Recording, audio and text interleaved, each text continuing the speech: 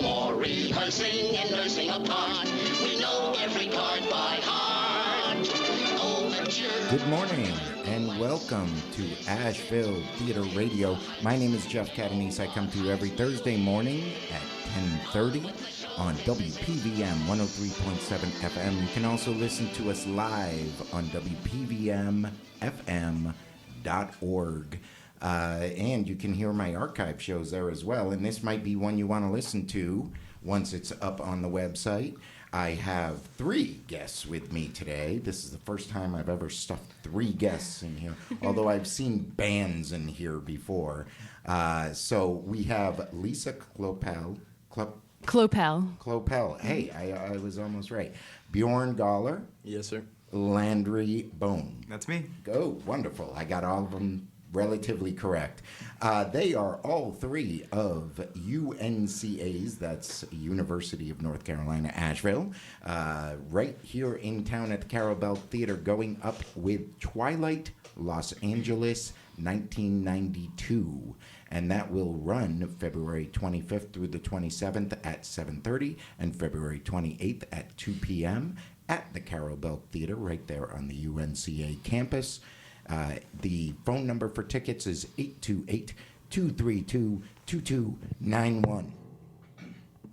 Or you can go to drama.unca.edu. Do I have all of that correct? That's correct. Or That's relatively great. correct. Well, it's great to have you guys here. Welcome. Thanks for having us. Thank you. And I definitely want to push what's going on at the local colleges, because oftentimes it is more vibrant and exciting theater than what is going on in the trenches here in Asheville. And I want everybody, my 2 listeners, Phil and Barbara, to get out there, see some local theater, and support the college theater programs. Like I said, they are vibrant. They are the future of our theater world. So get out there, and you've got a particularly exciting one coming up with Twilight Los Angeles 1992. And can you speak a little bit to the plot? Sure. So Twilight Los Angeles 1992 is a documentary theater piece written and originally performed as a one-woman show by Anna Devere Smith, who is, in my mind, a theater genius. And what she did was, shortly after the riots in Los Angeles in 1992, she went out to Los Angeles and interviewed between 200, 300 individuals, and took those interviews and compiled them into a script. And so what the audience will see next week is a compilation of those interviews, which comes down to about 32 different characters that really get at the multiple perspectives involved in that event, and it's all verbatim interviews. That's pretty amazing, and I guess a pretty powerful piece. How did you, now you both are acting in it, Landry and Bjorn, and how did you find reading some of these pieces? I imagine some of them are quite harrowing. Sure. Do you want to talk about the characters that you play? Yeah. Just a little bit about Sure. them? All right. I'm playing 4 characters. Rudy Salas Sr., who's an older Latin gentleman. Let's see. Maxine Waters, the congresswoman. Elvira Evers, who's, I want to say, Panamanian? Panamanian, right. She's a cashier. And then finally, a talent agent of indiscriminate, race and I want to say gender. I think it's pretty much set in stone. He's a male, but. And what they all went through, their own perspectives. And how about you, Bjorn? How many characters are you playing? I play 4 characters as well. I start off with Sergeant Charles Duke, who is a senior member of the LA SWAT team, Special Weapons and Tactics. I also play June Park, who, from the reading, basically tells me she's middle to upper middle class Korean woman who came to the United States, started a business with her husband, and through the events of the riots, lost her husband to violence. And then I also play Paul Parker, who is the one of the board members for the Free the Four. Basically, he's one of the brothers of a man charged with beating Reginald Denny. And the No Justice, No Peace kind of cry or protest came from basically them feeling as if the white officers who savagely beat Rodney King, there was no fair trial against the people who, unfortunately.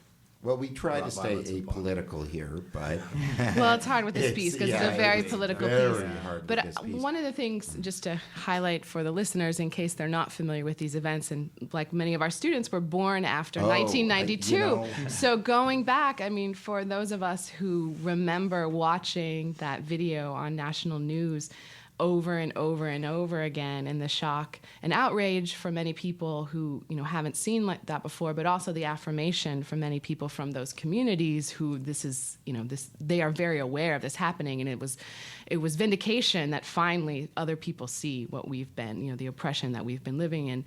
So to go back and kind of place that context for many of the young people today. This was before YouTube. This was before social media. I mean, the Rodney King video was very much, in my mind, one of the first viral videos. How that kind of affected our collective consciousness. It just kind of, you watched it over and over, and there was this sense of disbelief, much like when we see videos today out of Ferguson or Staten Island, New York, things like that. And before the time of YouTube and the internet, it ran on a loop nearly on television. It was quite amazing. I remember that time, or I should say I remember my parents telling me about that time because I wasn't born in 1992. Not at all.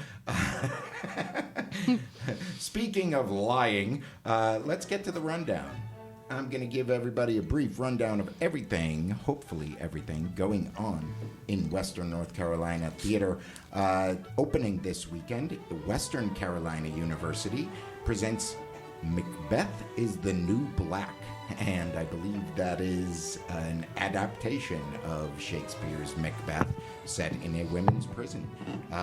If you are interested in such mashups, please go check them out at the Hoey Auditorium in the Western Carolina University in Cullowhee. That's February 17th through the 20th. And that is Wednesday through Saturday, all at 7:30, 828-227-2479, or wcu.edu. Flat Rock Playhouse Downtown presents their fundraiser, Theater with the Stars, February 20th at 3 p.m. That is on Flat Rock Playhouse's main stage. For more information, 828-693-0731 or flatrockplayhouse.org. Also, Anamkara Theater Company presents the I'm Proud of You variety show. Sunday, February 21st at 7:30. I think that's a great title for a variety show because you feel like even if I don't like the show, they're telling me they're proud of me. So I can go and support that. That will be at Toy Boat Community Art Space, anamkaratheater.org or 828-633-1773 for more information.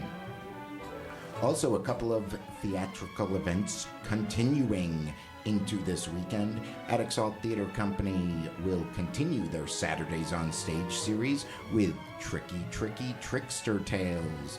That will be Saturday morning at 10 a.m., as it is every Saturday morning at 10 a.m. at Magnetic 375 in the River Arts District. You can get more information at adexalt.org or call 828-505-2926. The Magnetic Theater themselves is presenting the Caro Savanti Experience. That is running through the 27th of this month, Thursdays through Saturdays at 7:30, also at Magnetic 375. For more information on that, you can go to themagnetictheater.org or call 828-239-9250. North Carolina Stage Company continues their successful and held-over run of Jeeves Intervenes, running now through the 28th, Wednesdays through Saturdays at 7:30, Sundays at 2. North Carolina Stage Company, located right here in downtown Asheville, 828-239-0263 or ncstage.org for more information. Also, having opened successfully last week, Asheville Community Theater continues their Seussical, running through March 6th, Fridays and Saturdays at 7:30, Sundays at 2:30 p.m. And Asheville Community Theater is also located right here in downtown Asheville. For more information, you can go to ashevilletheater.org or call 828-254-1320. I've got a couple shows that are closing this weekend, so this is your last chance. Get out and see some theater. Haywood Arts Regional Theater is presenting Miscast, a cabaret, running through the 21st. That is Fridays and Saturdays at 7:30, Sundays at 2. Haywood Arts Regional Theater is located in Waynesville, and you can get exact directions at hearttheater.org or call 828-456-6322. Henderson Community Theater closes out this weekend their Matters of Choice. That is running also through the 21st, Friday and Saturday at 7:30, Sunday at 2. That is located in Hendersonville. Go figure. 828-692-1082. HendersonvilleLittleTheater.org for more information. And I've got a lot more to talk about on the rundown, but I want to get back to my guests right now. Let me ask you guys. You guys are students up there at UNCA. Have you had a chance to explore the Asheville theater community at all? A little bit. I've seen a show at the BB Theater put on by Different Strokes. Wonderful They company. did a Does great great job. work. Yeah. I also worked for Montford last summer. Oh, great. Midsummer. It was a great show. Excellent. Yeah, I enjoyed it. It was my first time performing Shakespeare, so it's Very definitely an good. experience for me. It's Yeah. actually kind of a shame. I actually got tickets to see Jeeves Intervenes.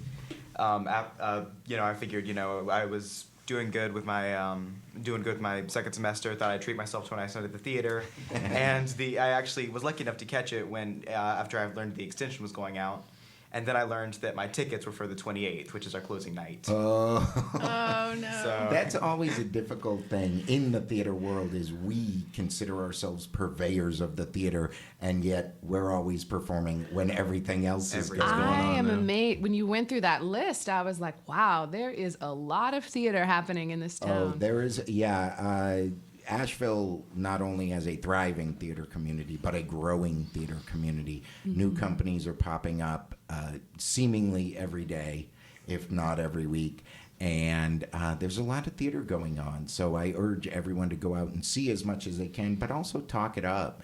We're such a tourist town. It would be great if, after the hiking and the kayaking, They sat down and watched the show, yeah. They went out, had some of our craft beers and our delicious food at our restaurants, and then came to see a show. Because I would love to turn this town with theater into a theater town. So I'm glad you guys have had at least a little opportunity to get out and experience some of that. Let's talk a little bit more about Twilight Los Angeles, 1992. Again, I want to say that opens February 25th, runs through the 28th, Thursday, Friday, and Saturday at 7:30, Sunday at 2 p.m. Get your tickets by calling 828-232-2291 or go to drama.unca.edu. And what can we talk about as far as Twilight? I mean, I feel like it's such an incendiary issue, but you guys are doing something that opens it up, and that is doing post-show dialogues That's after right. every single show. And I think that's a great idea. And speaking to you, Bjorn, before the show started here, you said something very interesting about getting the conversation started. Yeah. First of all, it doesn't matter, how you get it started.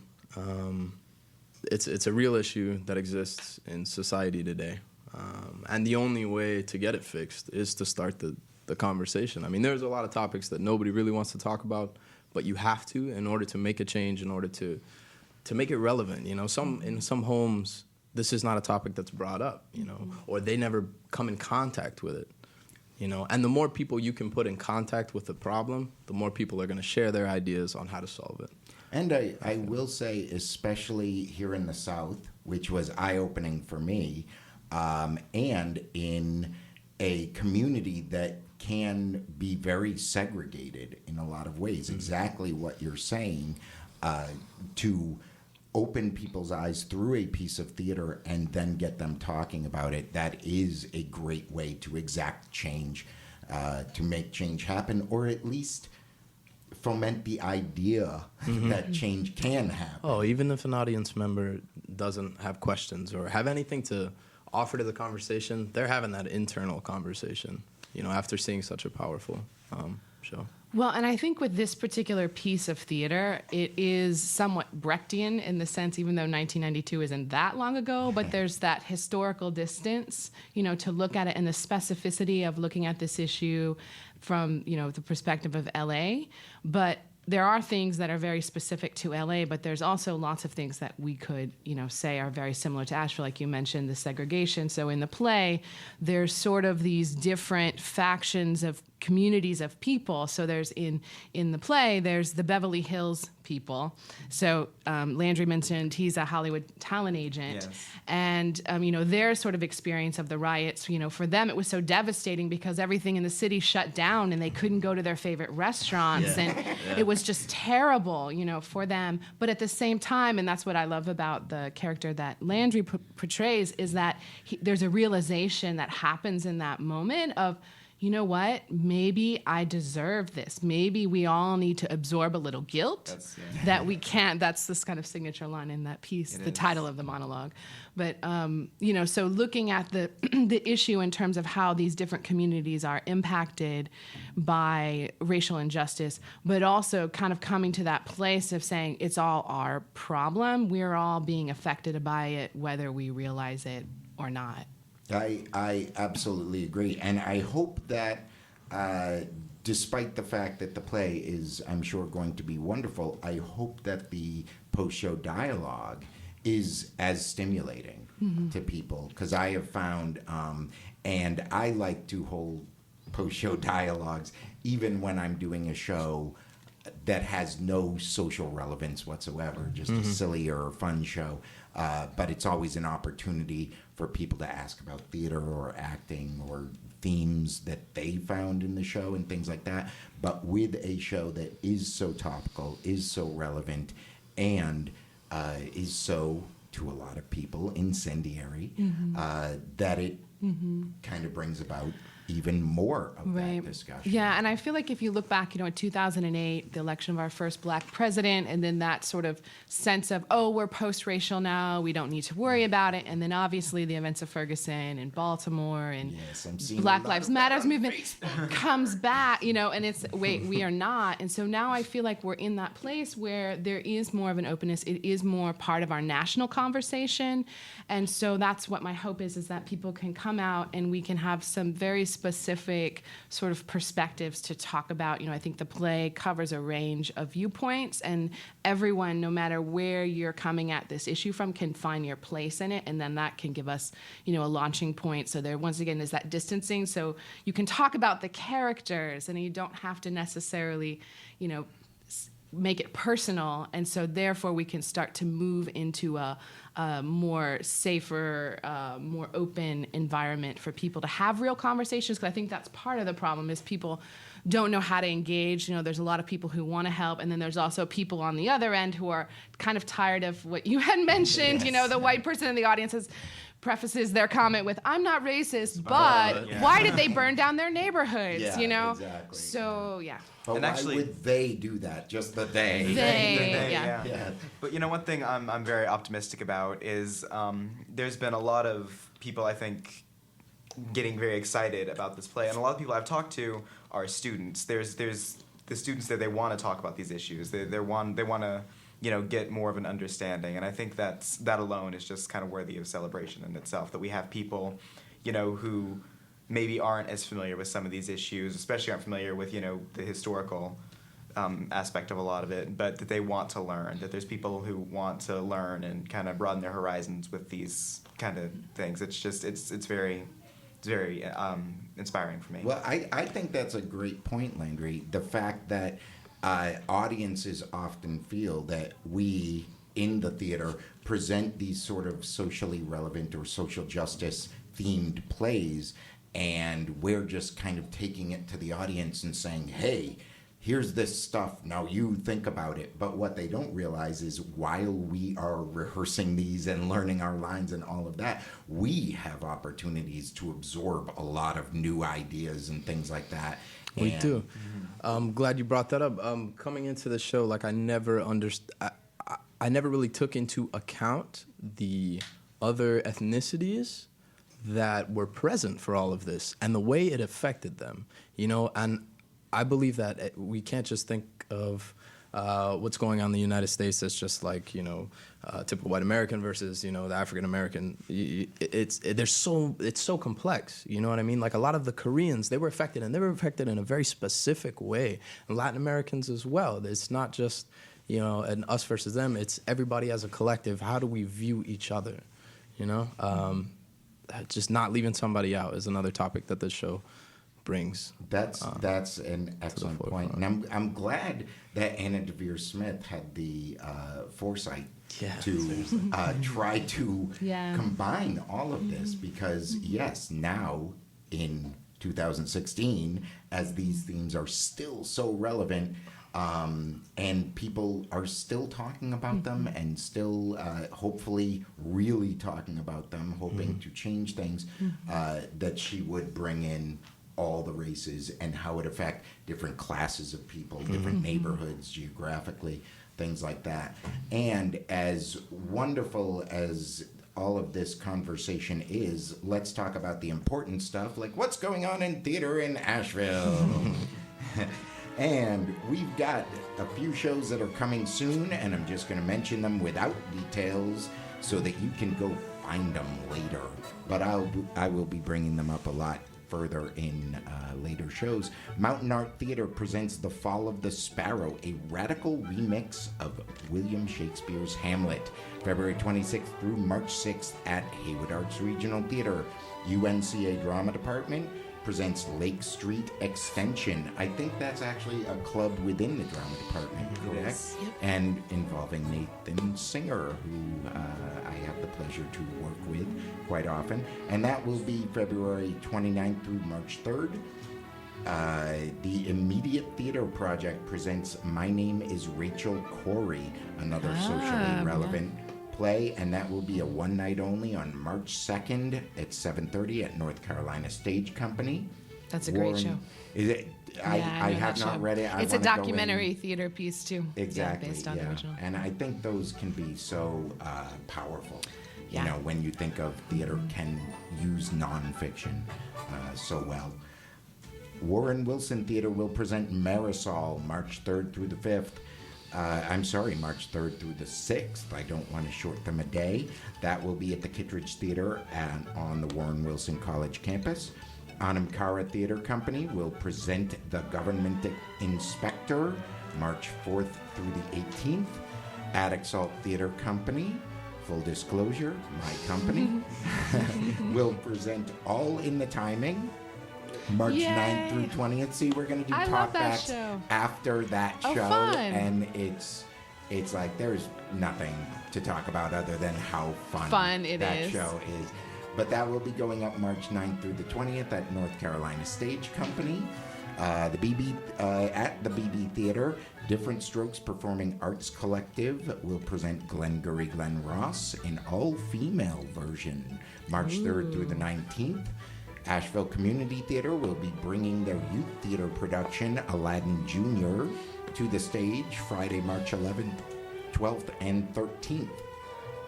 BioFlyer Productions will be performing Next to Normal at Asheville Community Theater's 35 Below space, March 11th through the 27th.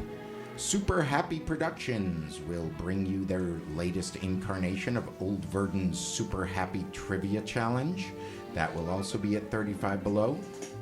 March 23rd and March 31st, the next incarnation of Listen to This will be in that same space.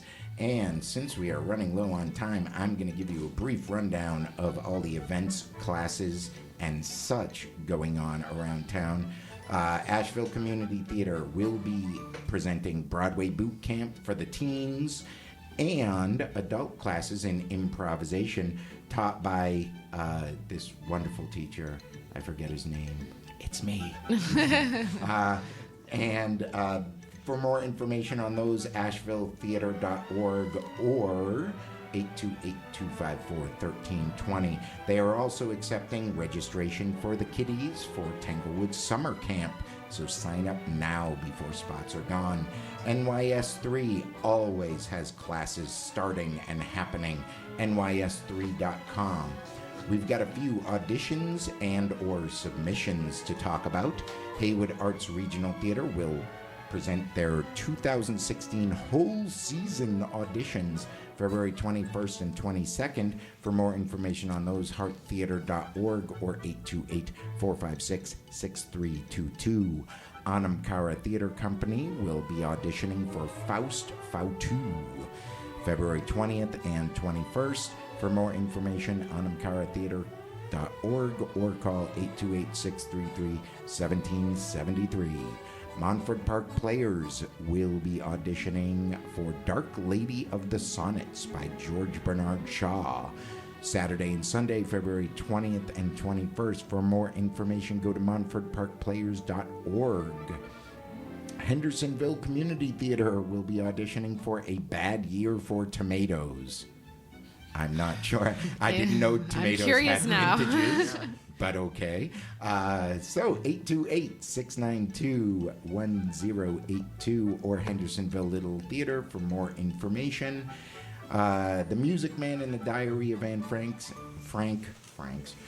is holding children auditions February 29th from 6 to 9 p.m. 828-693-0731 for more information. Parkway Playhouse also holds their 2016 season auditions on Saturday, March 5th and Sunday, March 6th. For more information, parkwayplayhouse.com or call 828-682-4285. And wow, that's a lot going on. That is a lot. Yeah, like I said before, Asheville is such a growing and thriving theater community. And one of the wonderful things about it is it kind of welcomes all comers. You've got theaters that would do a show like Twilight Los Angeles 1992 because they have a socially justice kind of mission statement. Other theaters that are dedicated to new works, theaters that do primarily musicals. I mean, just everything going on. If you like something, and who doesn't like something, there is theater out there for you.